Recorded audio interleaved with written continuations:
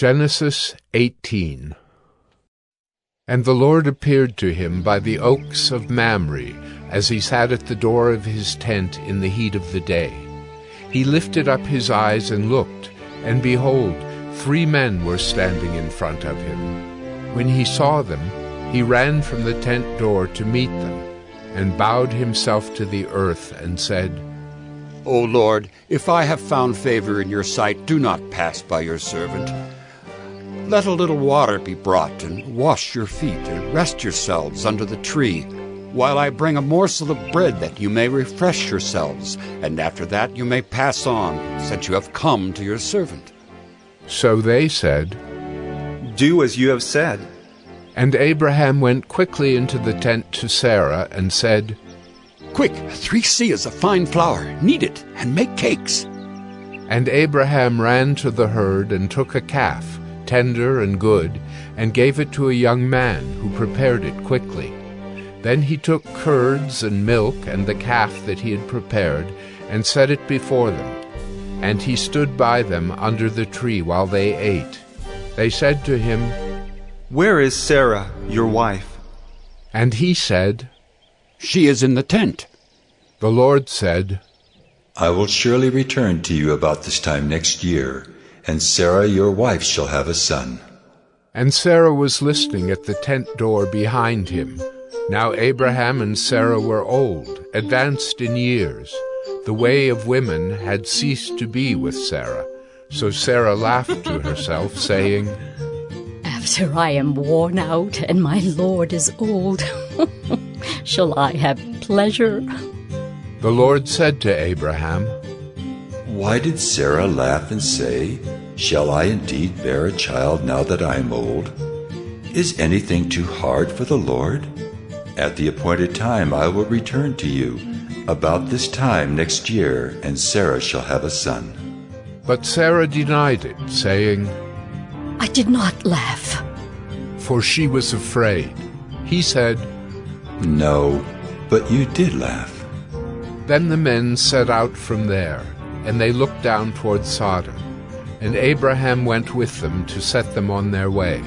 The Lord said, Shall I hide from Abraham what I am about to do, seeing that Abraham shall surely become a great and mighty nation, and all the nations of the earth shall be blessed in him? For I have chosen him that he may command his children and his household after him, to keep the way of the Lord by doing righteousness and justice, so that the Lord may bring to Abraham what he has promised him. Then the Lord said, Because the outcry against Sodom and Gomorrah is great, and their sin is very grave, I will go down to see whether they have done altogether according to the outcry that has come to me. And if not, I will know. So the men turned from there and went toward Sodom, but Abraham still stood before the Lord. Then Abraham drew near and said, Will you indeed sweep away the righteous with the wicked? Suppose there are 50 righteous within the city. Will you then sweep away the place and not spare it for the 50 righteous who are in it? Far be it from you to do such a thing, to put the righteous to death with the wicked, so that the righteous fare as the wicked. Far be that from you.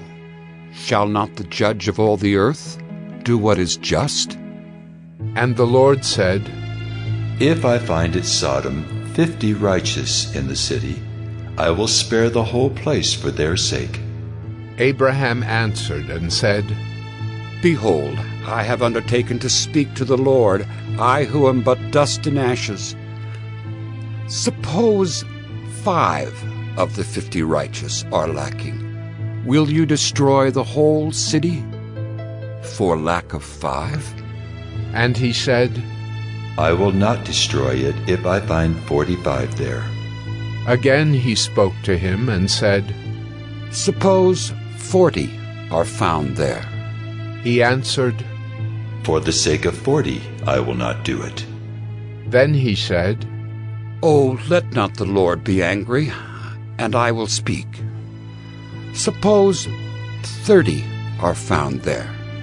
He answered, I will not do it if I find 30 there. He said, Behold, I have undertaken to speak to the Lord.